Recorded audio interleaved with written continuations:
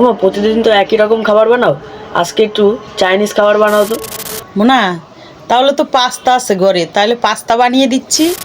প্রথমে প্যানে তেল দিয়ে দুটো ডিমকে গোলমরিচ লবণ দিয়ে সুন্দর করে নেড়ে চেড়ে একটা ভুজিয়া তৈরি করে নিতে হবে। তারপরে তুলে নিয়ে ওই প্যানেই টমেটো কুচি, তারপরে পেঁয়াজ কুচি, কাঁচা লঙ্কা দিয়ে সুন্দর করে আগে ভাজতে হবে পেঁয়াজ আর কাঁচা লঙ্কাটাকে। তারপরে টমেটোটাকে দিয়ে সুন্দর করে নেড়ে চেড়ে একটু নরম হয়ে গেলে তারপরে একটু সয়া সস দিয়ে তারপরে টমেটো সস দিয়ে সুন্দর করে নেড়ে চেড়ে ডিমের ভুজিয়াগুলো দিতে হবে।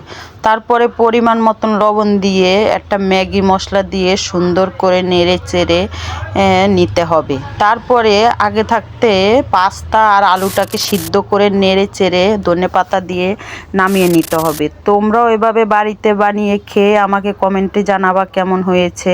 ভালো লাগলে লাইক কমেন্ট শেয়ার করবা আর আমাদের পেজটাকে ফলো করে দিবা।